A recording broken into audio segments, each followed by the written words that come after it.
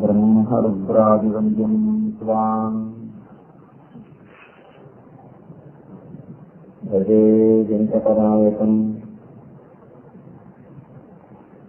ನಿವಾರಯತ್ವಾನಿಷ್ಟಾನಿ ಸಾಧಯೇಷ್ಟಾನಿ ನಾಥದ. ಮಧ್ಯದೇಶದಲ್ಲಿ ಆತ್ಮಾರಾಮ ಎಂಬ ಒಬ್ಬ ಬ್ರಾಹ್ಮಣ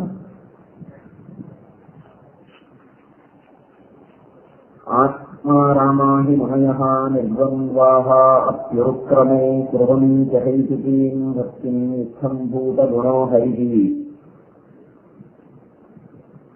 ಜಗತ್ತಿನಲ್ಲಿ ಎಂತಹ ಸಿರಿ ಸಂಪತ್ತನ್ನು ತಂದು ಸುರಿದರು ಸ್ವರ್ಗಲೋಕದ ಎಲ್ಲ ಅಪ್ಸರಸ ಸ್ತ್ರೀಯರನ್ನ ಮುಂದೆ ಕುಣಿಸಿದರು. ಮನಸ್ಸಿಗೆ ವಿಕಾರವಾಗದ ನಿಷ್ಕಲವಾದ, ನಿರ್ಮಲವಾದ, ನಿರಾತಂಕವಾದ, ನಿಷ್ಕಲಂಕವಾದ, ಶುದ್ಧವಾದ ಮಾನಸ ಸರೋವರದಂತಿರುವ ಮುನಿಗಳ ಮನಸ್ಸಿಗೂ ಕೂಡ ಆಕರ್ಷಣೆ, ಸೆಳೆತ ಯಾವ ಪರಮಾತ್ಮನ ಪದಾರವಿಂದಗಳನ್ನು ನೋಡಿದರೆ ಆಗುತ್ತೆ. ಅಂತಹ ಭಗವಂತನ ಪದಾರವಿಂದಗಳ ಸೌಂದರ್ಯ, ಆ ಪರಮಾತ್ಮನಲ್ಲಿರುವ ಆಕರ್ಷಣೆ ಶಕ್ತಿ ಹೇಗಿರಬಹುದು ಊಹೆ ಮಾಡಿ ಅಂತ ಶ್ರೀಮದ್ ಭಾಗವತ ಹೇಳ್ತದೆ.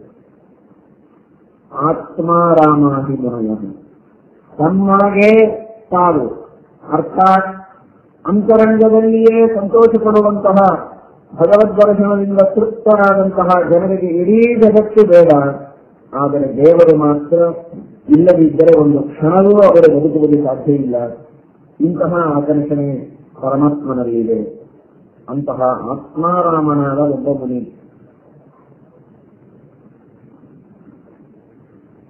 ಅವನಿಗೆ ತಂದೆ ತಾಯಿ ಎಲ್ಲರೂ ಪ್ರೀತಿಯಿಂದ ಬೆಳೆಸ್ತಾ ಇದ್ದಾರೆ.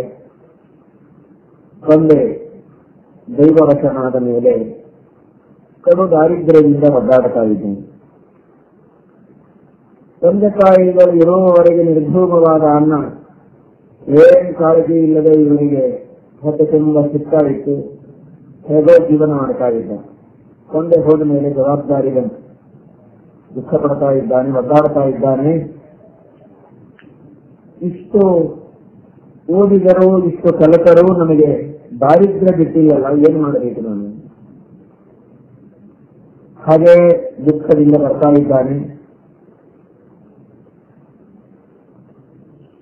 ವೆಂಕಟಾಚಲದ ಯಾತ್ರೆಯನ್ನು ಮಾಡಬೇಕು ಅಂತ ಹೊರಟ, ತಿರುಪತಿಯ ಯಾತ್ರೆಯನ್ನು ಮಾಡಬೇಕು ಅಂತ ಹೊರಟು ಕಪಿಲ ತೀರ್ಥದಲ್ಲಿ ಸ್ನಾನ ಮಾಡಿ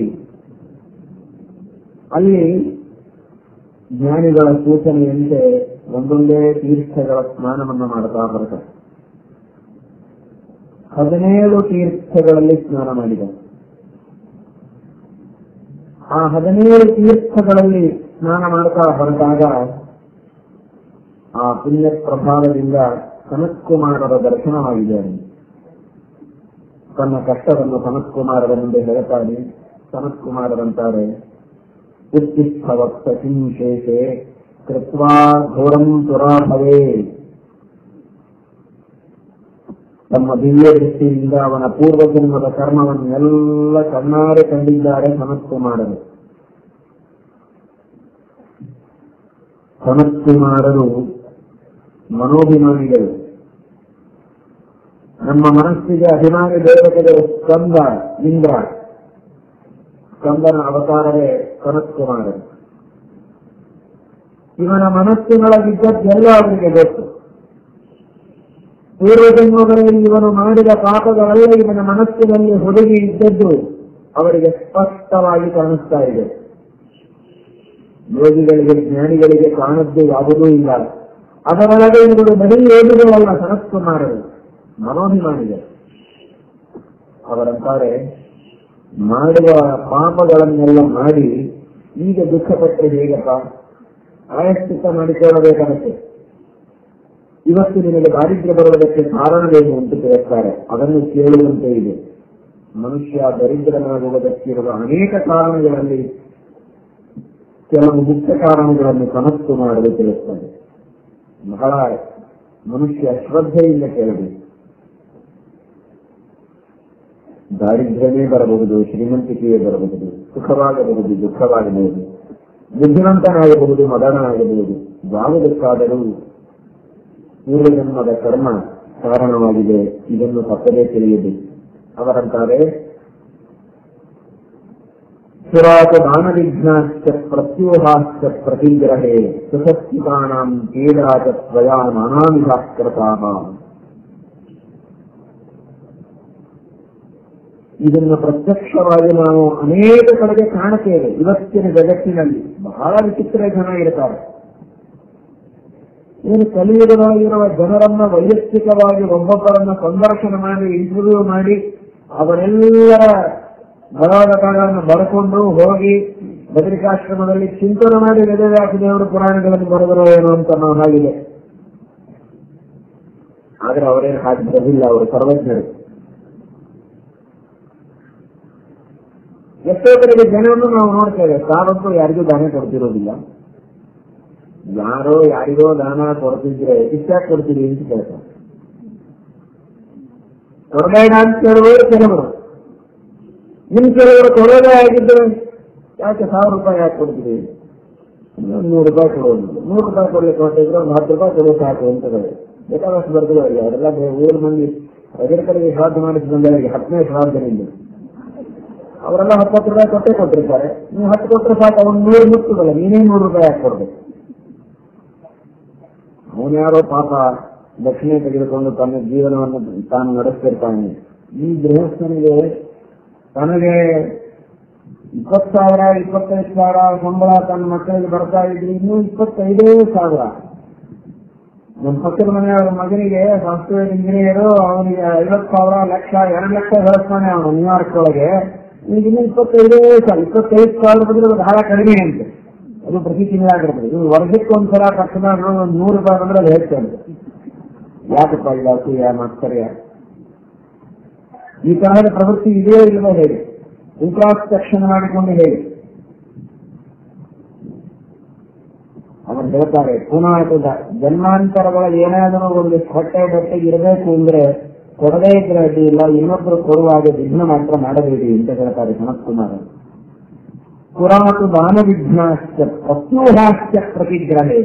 ತೆಗೆದುಕೊಳ್ಳುವ ವ್ಯಕ್ತಿಯ ಕಲೆಯನ್ನು ಕೆಡಿಸಿ ಅವನಿಗೆ ತೆಗೆದುಕೊಳ್ಳಲು ಆಗದಿರುವಂತೆ ಮಾಡೋದು, ಕೊಡುವವರಿಗೆ ಬೇಡ ಅಂತ ಹೇಳೋದು, ಸುಖವಾಗಿ ಇದ್ದವರಿಗೆ ಹೋಗಿ ಪೀಡೆಯನ್ನು ಕೊಡೋದು. ಕಿಂಚಿತ್ ಕಿಂಚಿತ್ ವಿವೇದ್ಯೋಗ ವಿತ್ತಂ ದತ್ತಂ ಮಧುತ್ವಯ ಗ್ರಹಂ ಕ್ಷೇತ್ರಂ ಪಶು ಧಾನ್ಯಂ ವಸ್ತ್ರ ಆಭರಣಂ ತಥ. ಒಂದು ವಸ್ತ್ರದಾನ ಮಾಡಿಲ್ಲ, ಆಭರಣ ಕೊಟ್ಟಿಲ್ಲ, ಪಶು ಗೋದಾನ ಮಾಡಿಲ್ಲ, ಅಭಿದಾನ ಮಾಡಿಲ್ಲ, ಹಿರಣ್ಯದಾನ ಮಾಡಿಲ್ಲ, ನೀನೂ ಏನು ದಾನ ಮಾಡಲಿಲ್ಲ, ಮಾಡುವವರಿಗೂ ಮಾಡಿಸಿಕೊಡಲಿಲ್ಲ. ಇದನ್ನು ಮುಂದಿನ ಮಾತನ್ನ ಮಹತ್ವದ್ದನ್ನು ಕೇಳಿ.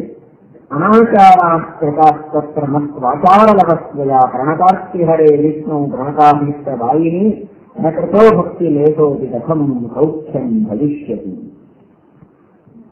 ಏನು ಮನೆಯಲ್ಲಿ ಹಾರಾಡ್ತೀರಿ ನೀವು ಅಂತ ಜನ ಬೈತಾರೆ.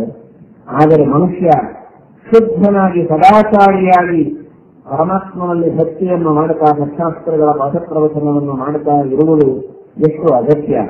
ಇದು ಮೋಕ್ಷ ಸಾಧನ ಅನ್ನುವುದು ನಿಶ್ಚಿತ, ಜೊತೆಗೆ ಐಹಿಕವಾದ ಸುಖಕ್ಕೂ ಸಾಧನ. ಇದನ್ನು ಅರ್ಥ ಮಾಡಿಕೊಳ್ಳಿ. ಹೇಳ್ತಾರೆ, ಅನಾಚಾರಾಸ್ತ್ರ.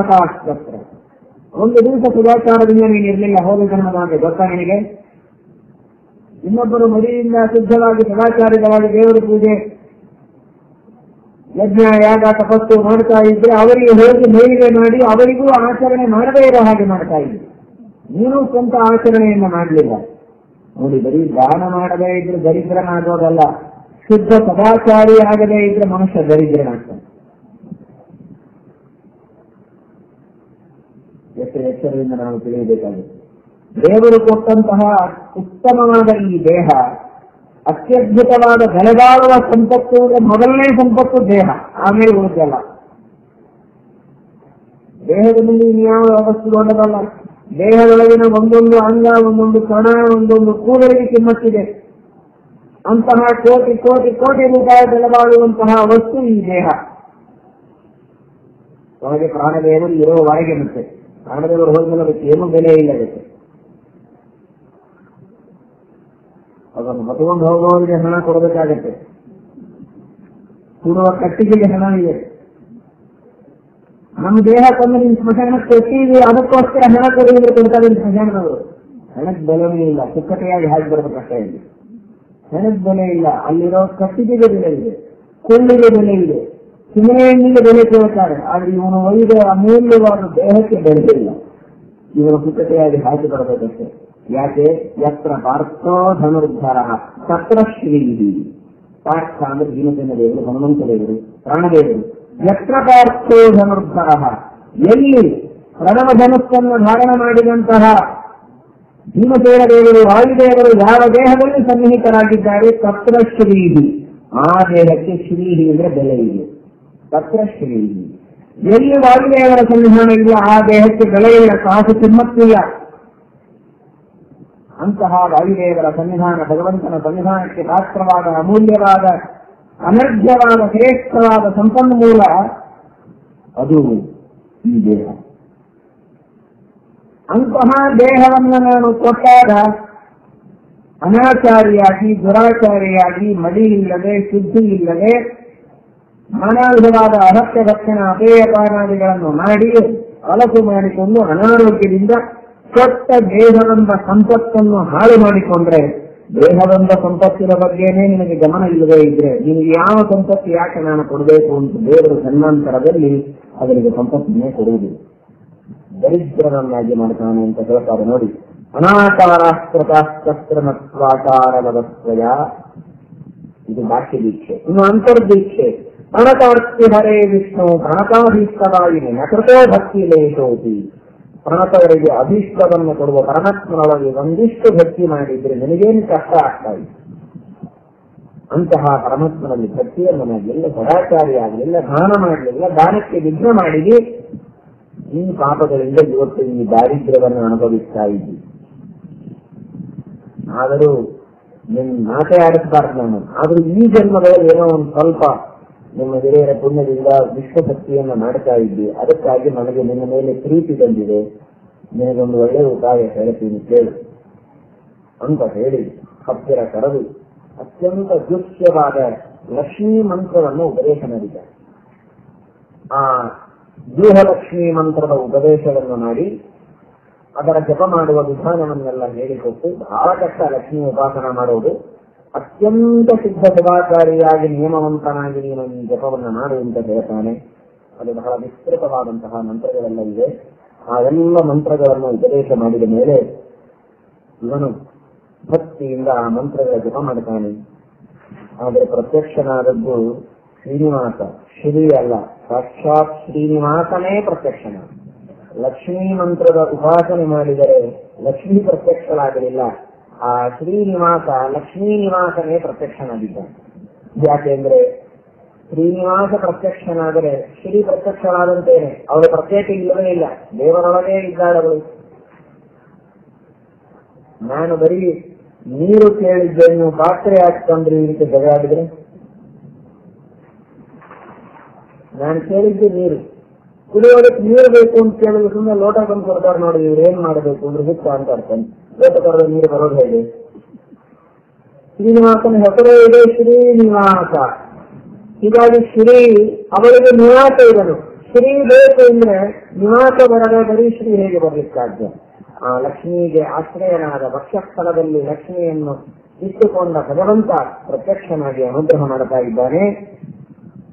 ನನ್ನ ಪರಮಪ್ರಿಯರಾದ ಲಕ್ಷ್ಮಿಯ ಉಪಾಸನೆಯನ್ನು ಮಾಡಿದ್ದಕ್ಕೆ ನಿನಗೆ ಸಕಲ ಐಶ್ವರ್ಯವನ್ನು ಕೊಟ್ಟಿದ್ದೇನೆ, ದೀರ್ಘವಾದ ಆಯುಷ್ಯ ಆರೋಗ್ಯಗಳನ್ನು ಕೊಟ್ಟಿದ್ದೇನೆ. ಐಶ್ವರ್ಯವನ್ನು ನೋಡಿ ಸತ್ತ ಹೋದರೆ ಏನ್ ಮಾಡುವುದು? ಆ ಬಂದ ಐಶ್ವರ್ಯವನ್ನು ಅನುಭವಿಸುವುದಕ್ಕೆ ದೀರ್ಘ ಆಯುಷ್ಯವಿದೆ, ದೀರ್ಘ ಆರೋಗ್ಯವಿದೆ, ಅನುಗ್ರಹ ಮಾಡಿದ್ದೇನೆ, ಹೋಗು ಅಂತ ಪರಮಾತ್ಮ ಆಶೀರ್ವಾದವನ್ನು ಮಾಡಿದ್ದಾನೆ. ಭಗವದ್ ಅನುಗ್ರಹದಿಂದ ಲೌಕಿಕವಾದ ಸಂಪತ್ತನ್ನೂ ಪಡೆದ, ಜ್ಞಾನಭಕ್ತಿ ವೈರಾಗ್ಯಗಳನ್ನೂ ಭಗವದ್ ಅನುಗ್ರಹದಿಂದ ಪಡೆದಿದ್ದಾನೆ. ಪಡೆದು ದೊಡ್ಡ ಶ್ರೀಮಂತನಾಗಿ ಜನರಿಗೆಲ್ಲ ಸಮೃದ್ಧವಾಗಿ ದಾನ ಧರ್ಮಗಳನ್ನು ಮಾಡ್ತಾ ತನ್ನ ಸಂಪೂರ್ಣವಾದ ಜೀವನವನ್ನು ಆತ್ಮಾರಾಮ ಎಂಬ ಒಬ್ಬ ಬ್ರಾಹ್ಮಣ ತಾನು ಪಡೆದುಕೊಂಡಿದ್ದಾನೆ. ಇಷ್ಟೆಲ್ಲ ಸಾಮರ್ಥ್ಯ ಅವನಿಗೆ ಬಂದದ್ದು ಭಗವಂತನ ಅನುಗ್ರಹದಿಂದ. ಪರಮಾತ್ಮ ಪ್ರಸನ್ನನಾದದ್ದು ಲಕ್ಷ್ಮೀ ಮಂತ್ರದ ಜಪದಿಂದ. ಲಕ್ಷ್ಮೀ ಮಂತ್ರದ ಜಪ ಮಾಡಿದ್ದು ಸನತ್ಕುಮಾರರ ಅನುಗ್ರಹದಿಂದ. ಸನತ್ಕುಮಾರರ ದರ್ಶನವಾದದ್ದು 17 ತೀರ್ಥಗಳಲ್ಲಿ ಸ್ನಾನ ಮಾಡಿದ್ದರಿಂದ. ಕಪಿಲ ತೀರ್ಥ, ಶಕ್ರತೀರ್ಥ, ವಿಶ್ವಕ್ಸೇನ ತೀರ್ಥ, ಪಂಚಾಯುಧ ತೀರ್ಥಗಳು 8 ಅಗ್ನಿಕುಂಡ, ಬ್ರಹ್ಮತೀರ್ಥ 10, ಸಪ್ತ ಋಷಿಗಳ ತೀರ್ಥ 17. ಈ 17 ತೀರ್ಥಗಳಲ್ಲಿ ಸ್ನಾನ ಮಾಡಿ ಆ ಸ್ನಾನ ಮಾಡಿದ ಪುಣ್ಯದಿಂದ ಇವನಿಗೆ ಗುರುಗಳ ದರ್ಶನವಾಯಿತು. ಈ ಮಾತನ್ನು ಶ್ರೀಮದ್ ಭಾಗವತದಲ್ಲಿ ನಾವು ಕಾಣುತ್ತೇವೆ. ಪುಣ್ಯತೀರ್ಥ ನಿಷೇವನಾತೆ, ಗಂಗಾದಿ ತೀರ್ಥಗಳಲ್ಲಿ ಸ್ನಾನ ಮಾಡುವುದರಿಂದ ಬಂದ ಪುಣ್ಯದಿಂದ ಸದ್ಗುರುಗಳ ಸಮಾಗಮವಾಗುತ್ತೆ. ಅವರ ಉಪದೇಶದಿಂದ ಮುಂದೆ ಜ್ಞಾನೋದಯವಾಗುತ್ತೆ. ನೇರವಾಗಿ ತೀರ್ಥ ಸ್ನಾನದಿಂದ ಮೋಕ್ಷವಿಲ್ಲ. ನಶ್ಯನ್ಮಯಾನಿ ತೀರ್ಥಾನಿ ನದೇವ ಅಹವೃಕ್ಷಿಲಾಮಯ ಹೇತುಮಂತಿರುಕಾಲೇನ ದರ್ಶನಾದೇವ ಸಾಧವ. ಅಲ್ಲಿ ಭಾಗವತ ತಾತ್ಪರ್ಯದವರು ಇದೇ ಅಭಿಪ್ರಾಯವನ್ನು ಶ್ರೀಮದ್ ಆನಂದ ತೀರ್ಥೋಪಾಧ್ಯಾಯರು ಹೇಳ್ತಾರೆ. ತೀರ್ಥ ಸ್ನಾನಗಳನ್ನ ಮಾಡಿದ್ದರ ಪುಣ್ಯದಿಂದ ಗುರುಗಳ ಸಮಾಗಮವಾಗುತ್ತೆ. ಎಷ್ಟೋ ದಿನ ಗುರುಗಳ ಸೇವೆ ಮಾಡಿ ಅವರ ಉಪದೇಶವನ್ನು ಪಡೆದಾದ ಮೇಲೆ ಆಮೇಲೆ ಜ್ಞಾನೋದಯವಾಗಿ ಮೋಕ್ಷವಾಗುತ್ತೆ. ಅದಕ್ಕೆ ಪ್ರತ್ಯಕ್ಷ ನಿದರ್ಶನ ಸ್ವದೃಷ್ಟಾಂತೋಲಿ ಭಾರತೆ ಅಂತ ಹೇಳಿದ ಹಾಗೆ ತೀರ್ಥ ಸ್ನಾನದಿಂದ ಗುರುಗಳ ಸಮಾಗಮವಾಗಿ ಗುರುಗಳ ಅನುಗ್ರಹದಿಂದ ಅವನಿಗೆ ಭಗವದ್ ದರ್ಶನವಾಗಿದೆ ಎಂಬ ಮಾತನ್ನು ಇಲ್ಲಿ ನಾವು ಕೇಳುತ್ತೇವೆ. ಇಷ್ಟು ಆ ತೀರ್ಥ ಸ್ನಾನಗಳ ಮಹಿಮೆ ಇದೆ. ಆದರೆ ಮತ್ತೆ ಮರೆಯಬೇಡಿ, ಯಾಂತ್ರಿಕವಾಗಿ ಮಾಡಿದರೆ ಪ್ರಯೋಜನ ಇಲ್ಲ. ಸಂಕಲ್ಪ ಪೂರ್ವಕವಾಗಿ ಭಗವದ್ ರೂಪಗಳ ಅನುಸಂಧಾನ, ಎಲ್ಲಾ ತತ್ವಾಭಿಮಾನಿ ದೇವತೆಗಳ ಅನುಸಂಧಾನದಿಂದ ತೀರ್ಥ ಸ್ನಾನವನ್ನು ನಾವು ಮಾಡಬೇಕು ಎನ್ನುವುದನ್ನು ಮಾತ್ರ ಬಹಳ ಎಚ್ಚರದಿಂದ ತಿಳಿಯಬೇಕು. ತೀರ್ಥದ ಬೇರೆ ಬೇರೆ ಅಭಿಮಾನಿ ದೇವತೆಗಳು ಅಲ್ಲಲ್ಲಿ ಬೇರೆ ಬೇರೆ ಇರ್ತಾರೆ. ಅವರವರ ಮಹಿಮೆಯನ್ನು ತಿಳಿಯುವುದೊಂದು ಬೇರೆ. ಉದಾಹರಣೆಗೆ ಗಂಗಾ ಮಹಿಮೆಯನ್ನು ಕೇಳ್ತಾ ಇದ್ದೀರಿ ನೀವು, ಆಗಾಗ ಗಂಗಾ ಲಹರಿ. ಆ ಗಂಗೆಯ ಮಹಿಮೆಯನ್ನ ತಿಳಿದು ಗಂಗೆಯಲ್ಲಿ ಸ್ನಾನ ಮಾಡಬೇಕು. ಅಷ್ಟೇ ಅಲ್ಲ, ವರುಣನ ಮಹಿಮೆಯನ್ನು ತಿಳಿಯುವುದು. ಜಗತ್ತಿನೊಳಗಿನ ಎಲ್ಲ ನೀರಿಗೂ ಅಭಿಮಾನಿ ದೇವತೆ ವರುಣನ. ಆ ವರುಣನ ಮಹಿಮೆಯನ್ನು ತಿಳಿಯುವುದು. ಇವತ್ತು ನಮಗೆ ಆರೋಗ್ಯವನ್ನು ಕೊಡಬೇಕು, ವರುಣ ದೇವರು ಕೊಡಬೇಕು. ಇದು ಸತ್ಯ, ಇದು ಸುಳ್ಳು, ಇದು ಧರ್ಮ, ಇದು ಅಧರ್ಮ. ಈ ವಿವೇಕವನ್ನು ನಮಗೆ ಕೊಡಬೇಕು, ವರುಣ ದೇವರು ಕೊಡಬೇಕು. ಸತ್ಯಾಂಧ್ರತೆ ವಿರಿಂಚತಿ ಅಂತಾರೆ ಶ್ರೀಮದಾಚಾರ್ಯರು. ಸತ್ಯ ಯಾವುದು, ಸುಳ್ಳು ಯಾವುದು, ಧರ್ಮ ಯಾವುದು, ಅಧರ್ಮ ಯಾವುದು, ಈ ತಿಳುವಳಿಕೆಯನ್ನು ನಮಗೆ ನೀಡುವ ಮಹಾದೇವ ಅವನು ವರುಣ. ಅದಕ್ಕಾಗಿ ಸಂಕಲ್ಪ ಮಾಡುವಾಗ ನೀರು ಬಿಡೋದು. ನೀರು ಬಿಡೋದು ಯಾಕೆ? ನಾನು ಮಾಡಿದ ಸಂಕಲ್ಪವನ್ನ ಸುಳ್ಳು ಮಾಡುವುದಿಲ್ಲ. ದಾನ ಕೊಡ್ತೇನೆ ಅಂದ್ರೆ ಕೊಡ್ತೇನೆ, ಸಂಧ್ಯಾವಂದನ ಮಾಡ್ತೇನೆ ಅಂದ್ರೆ ಮಾಡ್ತೇನೆ, ದೀಕ್ಷೆಗೆ ಹೋಗುವುದಿಲ್ಲ. ಇದಕ್ಕೆ ಸಾಕ್ಷಿ ಯಾರು? ವರುಣ. ಯಾಕೆ ಅಂದ್ರೆ ನಾನು ಸುಳ್ಳು ಮಾತಾಡಿದ್ರೆ ಹಿಡಿದು ಜಬರ್ದಸ್ತಿಯಿಂದ ಕೇಳೋದಕ್ಕೆ ವರುಣ ದೇವರಿದ್ದಾರೆ. ಸತ್ಯಾಮೃತೆ ವಿರಿಂಚತಿ. ಆ ವರುಣನ ಸಂಪರ್ಕವನ್ನು ನನ್ನ ಕೈ ಮೇಲೆ ಮಾಡಿಕೊಂಡ್ರೆ ವರುಣನ ಕೈ ಮೇಲೆ ಕೈ ಕೊಟ್ಟ ಹಾಗೆ ನಾನು ನಿನ್ ಕೈ ಮೇಲೆ ಕೈ ಕೊಟ್ಟು ಹೇಳ್ತೀನಪ್ಪ ಅಂತ ಅಂತೀವ. ಇಲ್ಲ, ಯಾರ ಕೈ ಮೇಲೆ ಕೈ ಕೊಡೋದು? ಯಾರು ಇರೋದೇ ಇಲ್ಲ ಎದುರಿಗೆ. ಸಂಧ್ಯಾವಂದನ ಮಾಡುವಾಗ ಯಾರಿರ್ತಾರೆ? ನೀವು ಟಿವಿ ಆನ್ ಮಾಡ್ಕೊಂಡು ಕೂತ್ರೆ 10 ಮಂದಿ ಮುಕ್ಕಿರ್ತಾರೆ. ಟಿವಿ ಇಲ್ಲದೆ ಇದ್ದವರೆಲ್ಲ ಮನೆಯವರು ಓಡಿ ಬರ್ತಾರೆ. ನೀವು ಸಂಧ್ಯಾವಂದನ ಮಾಡ್ತೀವಿ ಅಂದ್ರೆ ನಾವು ಕೇಳ್ತೀವ್ರಿ, ಎಷ್ಟು ಚಂದ ಸಂಧ್ಯಾವಂದನ ಮಾಡ್ತೀವಿ, ಇಲ್ಲಿ ಯಾರು ಬರ್ತಾರೆ ನಿಮ್ಮ ಹತ್ರ? ಇವತ್ತವರು ಕೈ ಕೊಟ್ಟೆ ಅಂತ ಹೋಗ್ತಾರೆ, ನಿಮ್ ಕೈ ಇಟ್ಕೊಳ್ಳೋಕೆ ಯಾರು ಇರಲಿಲ್ಲ. ಹಾಗಾದ್ರೆ ಯಾರ ಮೇಲೆ ಕೈ ಕೊಟ್ಟೆ ನಾವು ಪ್ರತಿಜ್ಞೆ ಮಾಡಬೇಕು? ವರುಣನ ಕೈ ಮೇಲೆ ಕೈ ಹಾಕಬೇಕು. ಸತ್ಯಾನೃತೆ ವಿರಿಂಚತಿ. ಸತ್ಯ ಅನೃತಗಳನ್ನು ವಿವೇಚನ ಮಾಡಿ ಸತ್ಯವನ್ನ ಅನುಷ್ಠಾನ ಮಾಡುವ ಶಕ್ತಿಯನ್ನ ಕೊಡುವವನೇ ವರುಣ. ಆದ್ದರಿಂದ ಅಂತಹ ಸತ್ಯ ಹರಿಶ್ಚಂದ್ರ ಅವನು ಸತ್ಯ ಮಾತನಾಡದೇ ಇದ್ದಾಗ ಅವನಿಗೆ ಜಲೋದರವನ್ನು ತಂದುಕೊಟ್ಟು ಶಾಸನ ಮಾಡಿದವರು ಯಾರು? ಜಲೋದರವಾಯಿತು ಅಂದ್ರೆ ಅರ್ಥ ಏನು? ವರುಣನಿಂದಲೇ ತಾನೇ ಆಗುತ್ತದೆ ಜಲೋದರ. ಯಾಕಾಯಿತು? ಅವನಿಗೆ ಅಸತ್ಯ ಎಂದೂ ಸೇರೋದಿಲ್ಲ. ಅಸತ್ಯ ಮಾತನಾಡುವ ಹರಿಶ್ಚಂದ್ರನನ್ನ ಹಿಡಿದು ಬಾಯಿ ತರಿಸಿ ಅವನಿಂದ ಸತ್ಯ ಮಾತನಾಡುವಂತೆ ಸತ್ಯವಂತನಾಗುವಂತೆ ಮಾಡಿಸಿದ ಮಹಾನುಭಾವನೆ ವರುಣ. ಹೀಗಾಗಿ ನಮ್ಮ ಮಾತು ಸುಳ್ಳಾಗದಿರಲಿ ಅನ್ನುವುದಕ್ಕೋಸ್ಕರವಾಗಿ ನೀರು ಹಿಂದೆ ಸಂಕಲ್ಪ ಮಾಡೋದು. ನೀರೇ ಆಗ್ಬಿಡ್ಬೇಕ್ರೆ ಹಾಗೆ ಆಗ್ಬಿಡಬಾರದು ಅಂತ ಕೆಲವರು.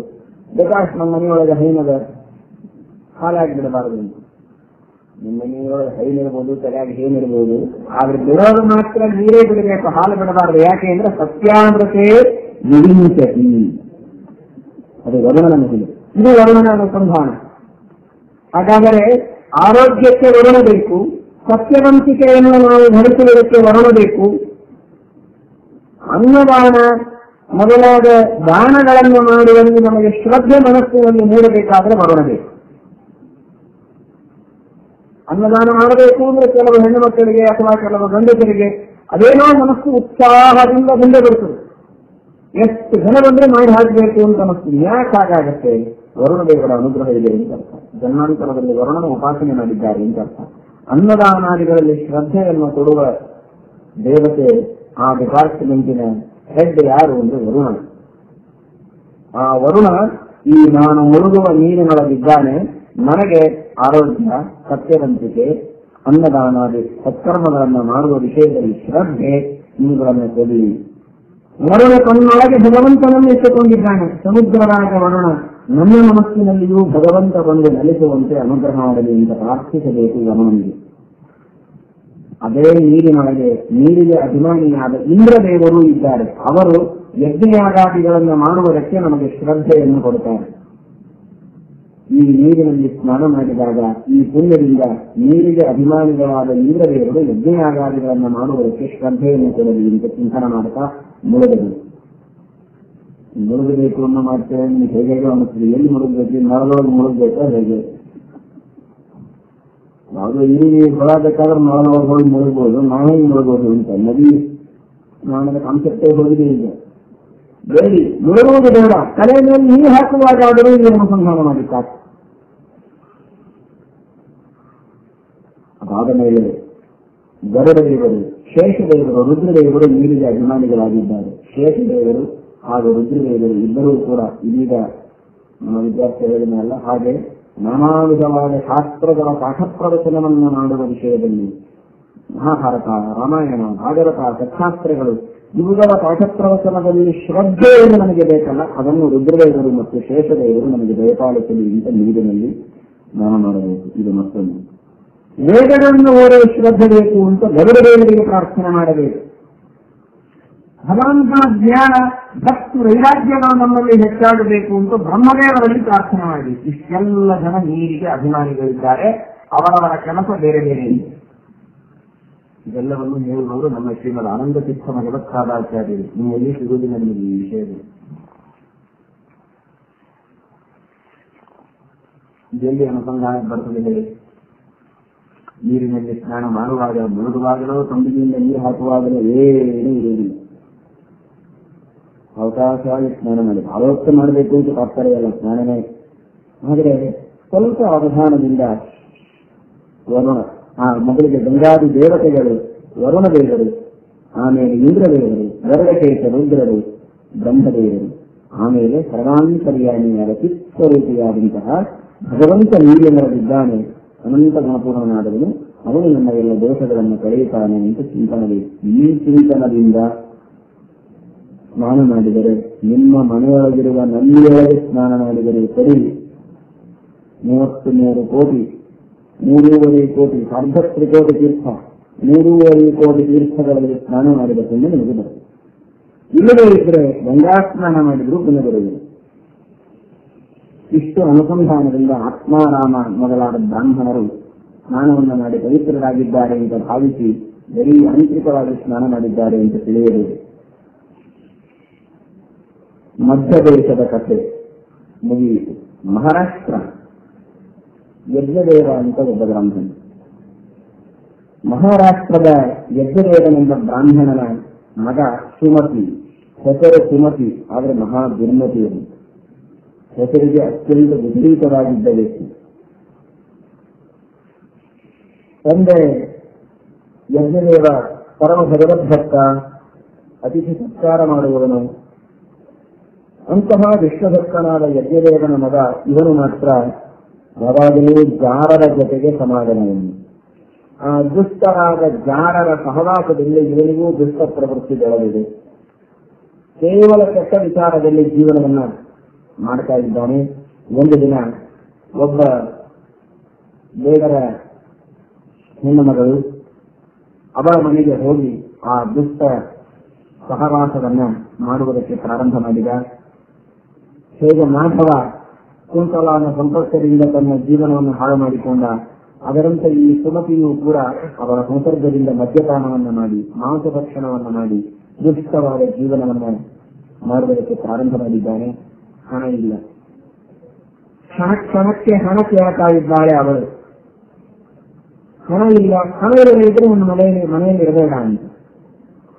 ದುರಾಚಾರಿಯಾಗಿದ್ದ, ಮಾಂಸಭಕ್ಷಣ ಮದ್ಯಪಾನಾದಿಗಳನ್ನು ಮಾಡಿ ಧರ್ಮಭ್ರಷ್ಟನಾಗುವುದರ ಜೊತೆಗೆ ಹಣ ಇಲ್ಲ ಅನ್ನುವುದಕ್ಕೆ ಕಳ್ಳತನವನ್ನು ಮಾಡಬೇಕಾಯಿತು. ಸಂಗಾಯತೆ ಕಾಮಾತ್ ಕ್ರೋಧೋಭಿಜಾಯತೆ. ದುಷ್ಟರ ಸಂಘ ಮಾಡಿದ ಕಾಮ ಬೆಳೆಯಿತು. ಕಾಮಕ್ಕೆ ಪೂರಣ ಮಾಡುವುದಕ್ಕೆ ಹಣ ಸಿಗಲಿಲ್ಲ, ಹಣ ಕೊಡುವವರು ಯಾರಿಲ್ಲ ಅಂತ ಸಿಟ್ಟು ಬಂತು. ಯಾರಿಗೋ ಮನೆಗೆ ಹೋದ, ಹಣ ಕೇಳಿದ, ಕೊಡಲಿಲ್ಲ ಅನ್ನುವುದಕ್ಕೆ ಕೊಡಲಿಯೇ ತನ್ನೇ ಹಾಕಿ ಅವರನ್ನು ಕೊಂದು ಆ ಬ್ರಾಹ್ಮಣನ ಸಂಹಾರ ಮಾಡಿ ಅವನ ಮನೆಯಲ್ಲಿದ್ದ ಹಣವನ್ನು ತಂದು ಇವರಿಗೆ ಕೊಟ್ಟಿದ್ದನು. ಆದರೆ ಬ್ರಹ್ಮಹತ್ಯ,